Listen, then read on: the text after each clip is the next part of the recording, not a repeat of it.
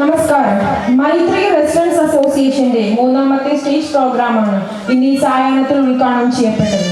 വിഷുവിന്റെയും ഈസ്റ്ററിന്റെയും നിറവിൽ കുട്ടികൾ ആർത്തുല്ലസിച്ചിരിക്കുന്ന ഒരു അവധിക്കാലവും മനസ്സിൽ നിറഞ്ഞു നിൽക്കുന്ന ഒരു ദൃശ്യവിരുന്നുമാണ് ഇവിടെ ഒരുക്കിയിരിക്കുന്നത്.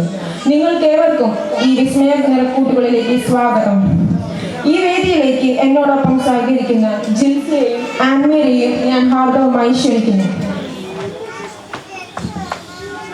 എന്നും പുതുമകൾ അവതരിപ്പിക്കാൻ നമ്മൾ ശ്രമിക്കാറുണ്ട്.